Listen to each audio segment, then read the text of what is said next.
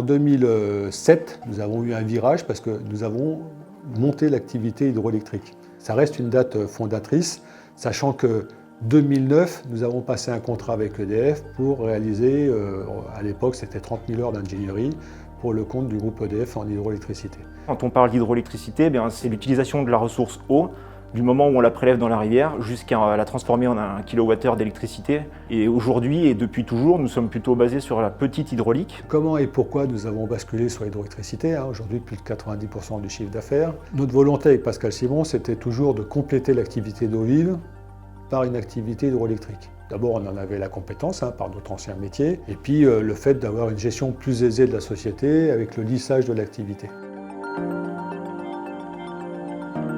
Ces chantiers se sont bien passés parce qu'on a apporté de la polyvalence, c'est-à-dire qu'un seul chargé d'affaires a été capable de traiter un dossier complexe qui concernait le génie civil, la mécanique et l'automatisme.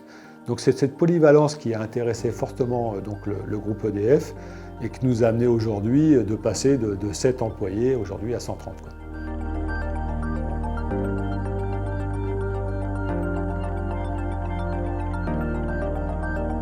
L'utilisation de l'énergie hydraulique pour en faire de l'hydroélectricité, cela fait appel à un grand nombre de métiers puisqu'on part de la ressource eau, donc on a des hydrauliciens.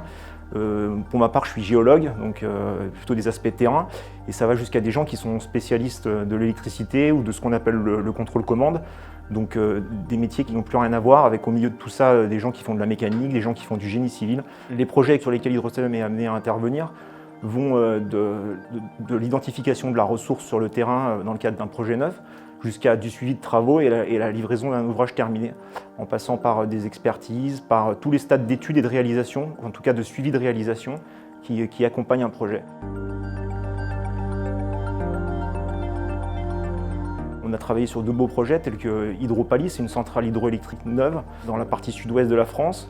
Un autre projet qui s'appelle Lavore, qui est également pour une régie électrique près de Toulouse, où il a tout fallu faire de A à Z, du barrage jusqu'à la centrale, l'installation des turbines. Hydrocéum a les agréments pour travailler sur tout type de barrage, les plus grands qu'on appelle A, et jusqu'à la classe C, et même d'autres barrages qui sont non classés, qui sont encore plus petits. C'est, à mon sens, l'une des énergies les plus propres qu'on puisse trouver. En tout cas, elle est complètement décarbonée par rapport à d'autres énergies. En revanche, il y a quand même un impact sur les milieux naturels, notamment dès lors qu'on implante des barrages, et notamment sur ce qu'on appelle la continuité écologique. Cela concerne la libre circulation des poissons et des sédiments dans les rivières, où dès lors qu'on vient mettre un barrage, on crée une barrière et on rend impossible cette libre circulation. D'où la création d'ouvrages spécifiques, dits passes à poissons, qui permettent aux poissons à la fois de remonter les rivières pour se reproduire et à la fois de les descendre pour retourner dans leur milieu de vie après reproduction.